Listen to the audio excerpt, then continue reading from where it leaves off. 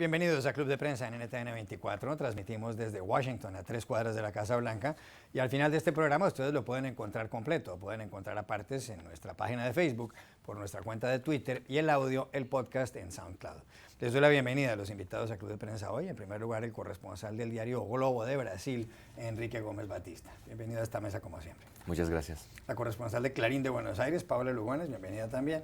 Muchas gracias, buenos días. Y el periodista y analista catalán, Xavier Vilá. Bienvenido a este programa. Gracias, Juan Carlos. Buenos días. Primer asunto tiene que ver con el Brasil. Ayer el investigador Deltan Dallagnol dio una rueda de prensa y acusó a Lula da Silva, quien fuera presidente entre el año 2003 y el año 2011, de ser el verdadero maestro de una orquesta del crimen. Y se refiere a la operación Lava Jato y a la red de sobornos de la petrolera brasileña Petrobras. En concreto dijo el señor Dallagnol que a través de una empresa llamada OAS, el señor Lula da Silva recibió algo así como $3.700.000.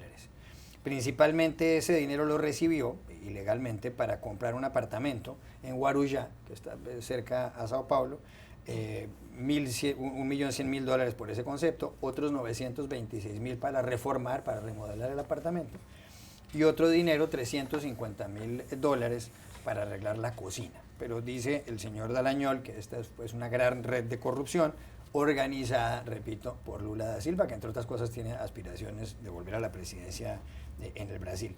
También vinculó a la esposa de Lula da Silva, el investigador. Ahora la suerte del expresidente queda en manos de Sergio Moro, que es un juez que no ha tenido mucha simpatía por el Partido de los Trabajadores, que es el de Lula, y el de Dilma Rousseff, la presidenta que ha sido destituida.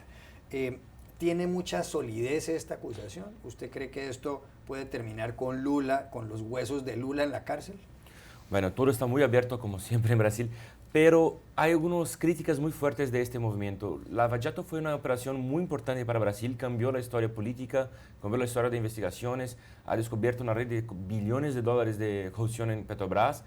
Eso sí ha sido una cosa muy buena. Pero ayer, después de esta presentación, ha tenido muchas críticas porque no han tenido muchas pruebas, ha tenido muchas palabras de efecto y no muchas pruebas. Mucha gente está hablando en Brasil que eso puede haber sido como hablamos en Brasil, un tiro en los pies porque no hay tantas pruebas que ponga Lula como el principal orquestador, como el gran maestro, el gran general de este esquema de corrupción.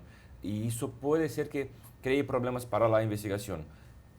El judiciario tendrá que ver eso, tendrá que jugar esto.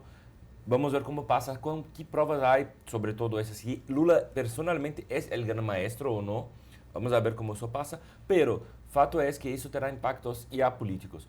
Lula difícilmente... Bueno, ahora Lula está en otro patamar.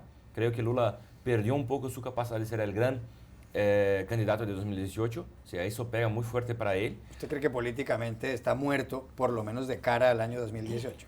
Parece que sí, pero hoy, por ejemplo, todos los petistas del partido de Lula están hablando que ahora es hora de luchar más que nunca. O sea, por eso crear un movimiento más fuerte, de intentar soportarlo, pero es muy fuerte lo que pasó. Es claro que Lula ahora está en otro nivel. Antes era mucho de sospecha, ahora sí está formalmente investigado, acusado. O sea, eso cambia un poco las cosas.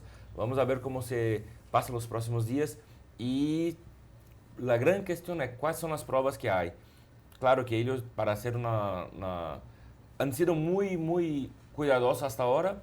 Vamos a ver si siguen cuidadosos, que si hay pruebas o no, si fue un momento de un desvío en estas funciones. Paula Lugones.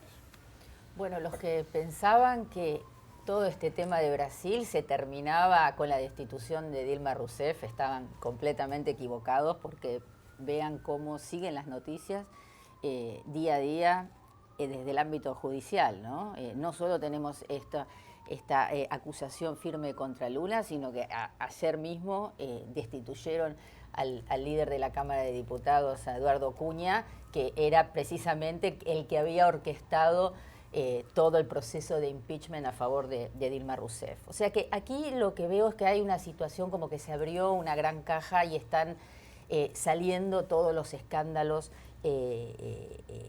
que estaban ocultos, o todos los manejos que evidentemente involucraban a todos los partidos políticos. Cunha amenaza con hablar, quiere contar todo, un aliado de Temer en realidad, del actual presidente. Amenaza con contar cómo fue el proceso del impeachment, o sea que ahí también puede destapar otra nueva olla. Y lo de Lula es algo que venía desde hace tiempo, ahora se agrava porque la acusación es más firme. Yo que vengo de la Argentina, Juan Carlos, donde ya vamos a hablar si querés un rato después, donde los escándalos de corrupción abundan y los tenemos todos los días, que Lula lo estén acusando de a lo mejor, porque todavía no se sabe, de tener un departamento en la costa, nos parece a los argentinos un poco insólito, dado el nivel de corrupción y de millones y millones de dólares que se manejan en nuestro país, aparentemente derivados de hechos de corrupción.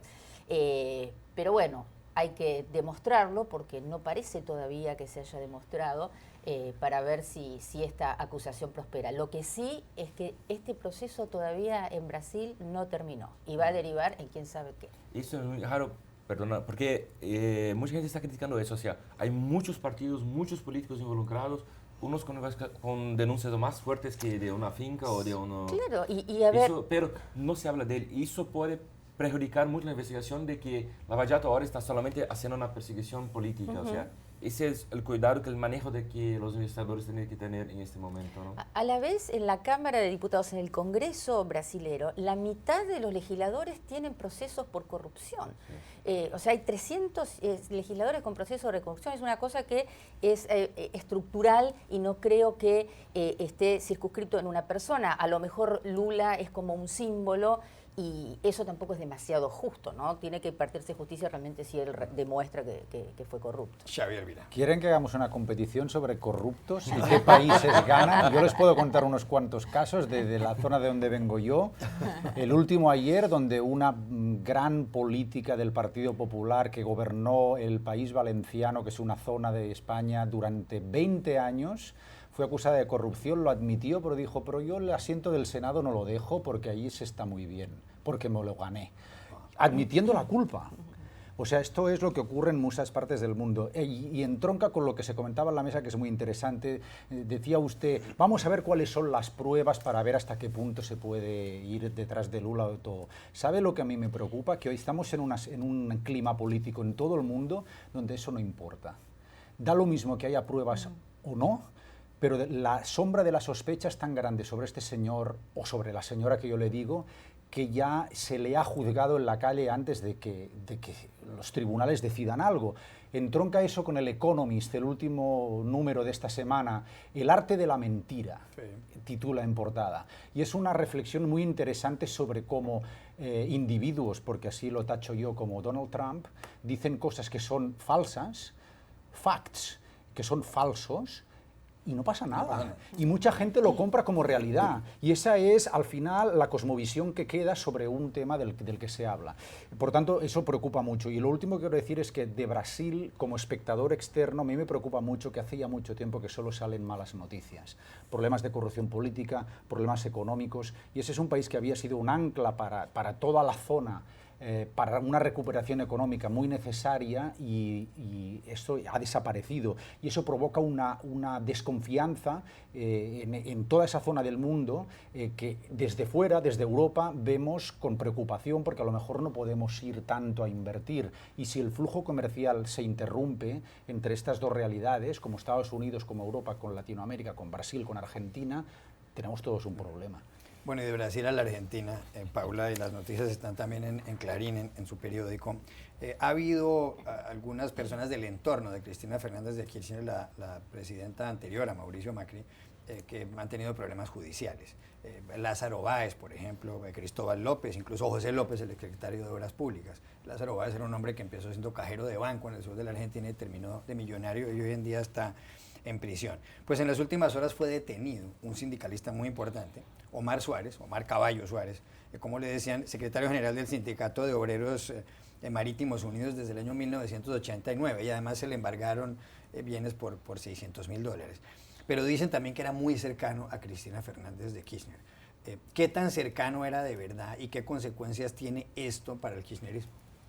Bueno, era un sindicalista cercano, como muchos otros que ha tenido el gobierno de Kirchner y de Cristina Kirchner. Ella está en millones de fotografías con él, ha dicho públicamente, lo quiero mucho, a Caballo. Él ha sido uno de los impulsores de un viaje muy extraño de Cristina a Angola, que mandó en sus barcos, porque él es el jefe del sindicato de los marítimos, mandó sus barcos, maquinaria agrícola a ese país, en un viaje bastante polémico. En fin, era un sindicalista muy cercano a los Kirchner. Pero como ustedes saben, el sindicalismo en la Argentina siempre estuvo vinculado al poder. Así que Caballo, es kirchnerista, pero también fue menemista, también fue dualdista. Los sindicatos desde el 45, del auge del peronismo, cuando fueron creados, cuando tomaron su gran despegue, siempre han estado vinculados al poder. Y en los últimos, este hombre está hace 27 años. ¿Cómo sobrevivís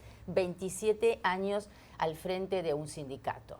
Es una persona que está muy vinculada a personajes siniestros de la historia argentina, como Carapintadas, también a Barras Bravas.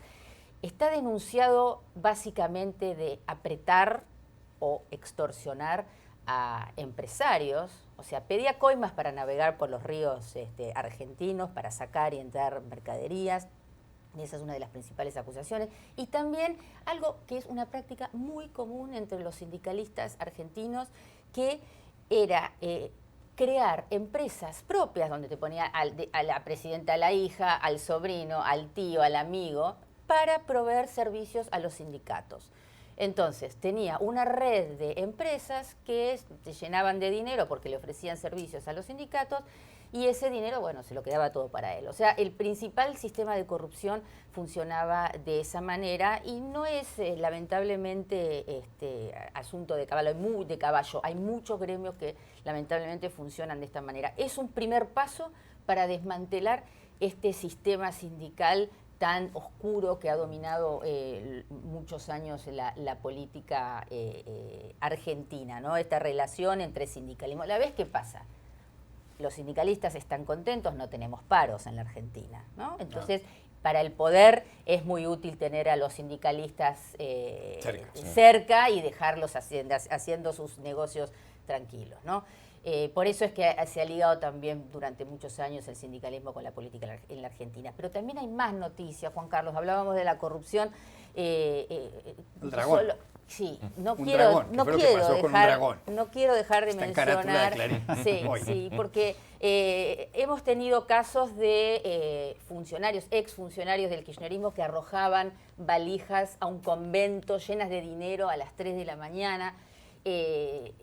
Estas situaciones que parecen salidas de películas siguen existiendo en la Argentina. Ayer se supo que el jefe de gabinete de la provincia de Buenos Aires, de Daniel Scioli, que fue candidato del kirchnerismo, tenía en su casa una escultura de un dragón hecha en bronce, de 3 metros de alto, al lado de la pileta de natación, de la piscina, ¿no? De la piscina. Una estatua así inmensa. Y adentro de esa estatua, Juan Carlos, había una caja fuerte de 2 metros de alto.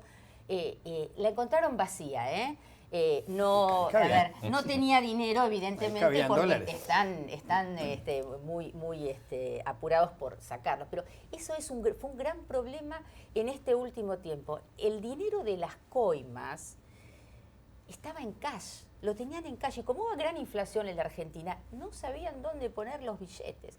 Entonces ese era un gran problema, Juan Carlos, para los funcionarios corruptos, era qué hacer con ese dinero. No lo mandaban a Suiza, no tenían cuentas en el exterior, lo tenían en cash, en valijitas, en altillos, en el convento, en dragones. En altillos también han aparecido algunas. Exactamente. Vale. Xavier Vila. Qué panorama, ¿no? Suerte que no había en esa caja vacía algún sindicalista escondido ahí dentro. En el tema de los sindicatos, yo también creo que es homologable como el de la corrupción. En España ha habido secretarios generales de los principales sindicatos rigiendo esas organizaciones desde que cayó la dictadura, y tenemos casi 40 años de democracia ahora, o sea que, bueno, esa gente estuvo ahí con el Partido Socialista, con el Partido Popular, que es el Partido Conservador, y en las diferentes zonas de España donde hay gobiernos nacionalistas también están ahí metidos, con lo que creo que podemos homologar esa situación. Por lo tanto, mal de muchos, consuelo de tontos.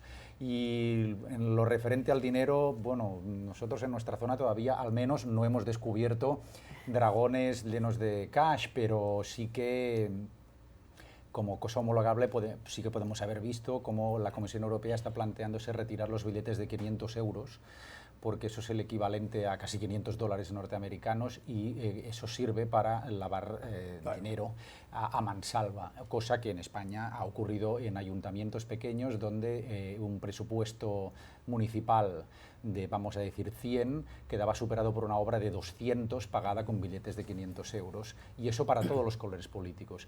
Con lo que, trasladado la situación a Argentina, también preocupación, y ver cómo, a pesar de que Kirchner ya no está, se sigue hablando de ese modo de ella y todo siga tan enfangado a propósito de su legado, vamos a decirlo así, es que el país le cuesta, me da la impresión, salir adelante y superar esa etapa, cosa que me resuena mucho en mi país también, y es una lástima porque con eso el país no adelanta. Bueno, hay que recordar también que la expresidenta está citada para declarar en los próximos días por una causa vinculada con lavado de dinero, ¿no?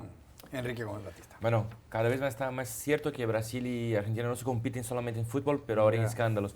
Yo creo que eso prueba que, bueno, tenemos que ver lo que pasa después de eso. O sea, esas investigaciones son buenas, tienen que investigar a fondo, descubrir todo lo que pasó en esos gobiernos, pero no podemos olvidar que no puede ser solamente, no se puede acabar con eso. Tenemos que dar un paso adelante, cambiar políticas, cambiar leyes para que no se repita eso, que sea una investigación amplia y no solamente direccionada por políticos de momento. O sea, es importante que esto sea una posibilidad, una oportunidad de Latinoamérica en general cambiar de nivel de control, de transparencia y ojalá de tener un poquito menos de corrupción, ¿no? Sí. Ya regresamos a Club de Prensa.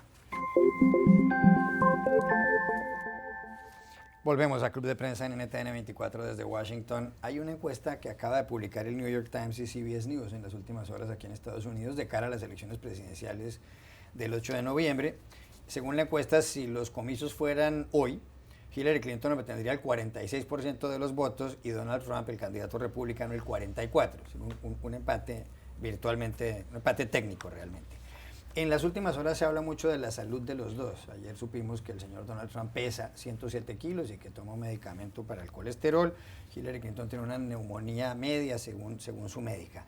Pero hay algunos argumentos en sectores de la prensa que dice que se juzga con mayor dureza a Hillary Clinton y que ahí hay una cuestión de sexismo, que si ella fuera hombre no la estarían criticando tanto por el momento en que tambaleó antes de subir a una camioneta el domingo en Nueva York. ¿Es eso cierto? ¿Hay sexismo ahí? ¿Hay discriminación contra Hillary Clinton por ser mujer o no?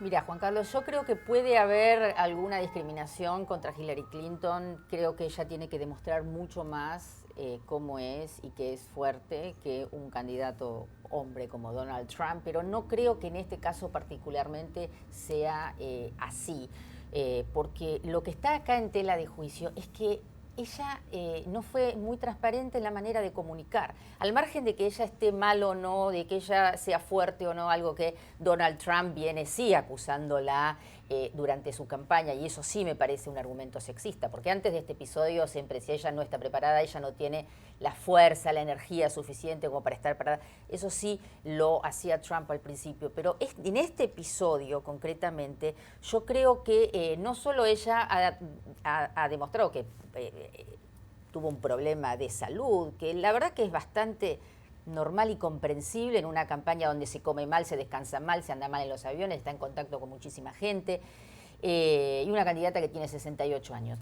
Pero no creo que este ha sido el caso. El gran problema acá es la credibilidad, es cómo comunicó. Si ella no hubiera existido ese video en el cual la vimos tambalear, seguramente nunca nos hubiéramos enterado que había tenido neumonía. Y eso es el problema. La debilidad es la credibilidad de Hillary. No creo que ese sea un argumento sexista, aunque sí creo que se la ataca por ser mujer por muchos lados, pero no en este caso. ¿Hay sexismo ahí? No es un problema de que sea mujer, es un problema de todas estas cuestiones. Hemos leído en las últimas 24 horas los emails hackeados de Colin Powell, el secretario de Estado, donde define a esta señora. Y él la conoce bien, mejor que nosotros. Y la llama arrogante, la llama avariciosa, la llama permítame la expresión, le viene a decir que esta mujer se vendería a su madre por ser presidenta. Todo es por el poder. Eso es el problema de Hillary Clinton, no que sea mujer. No la atacan porque sea mujer. No ayuda, quizá no.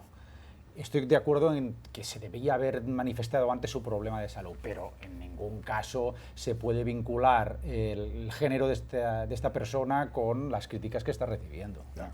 Enrique Gómez Batista. Yo creo que, bueno, ese caso sí, tal vez las críticas, ella es una candidata tan flaca que sí que hay críticas contundentes, pero no podemos olvidar que hasta ahora, en 2016, no ha tenido ninguna presidenta mujer en Estados Unidos. Sí. No ha tenido ningún candidato mujer entre los dos grandes partidos. Lo que pasa es que es una candidata tan mala, es la peor candidata, el peor candidato que el partido, o candidata que el Partido Demócrata ha tenido en su historia.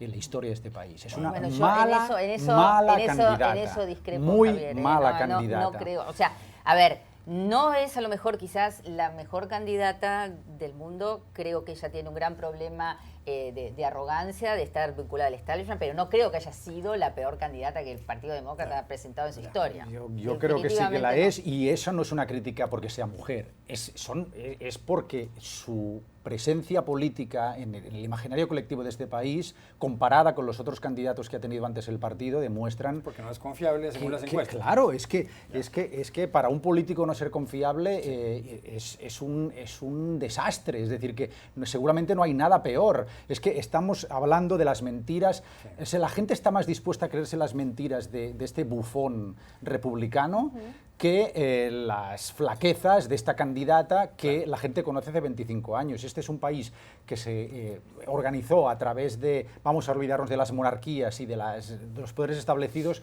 los Clinton, yo le digo que aquí en el 93 por primera vez ya estaban. Estamos en el 2016, pasaron 25 años, ¿cuál es la renovación?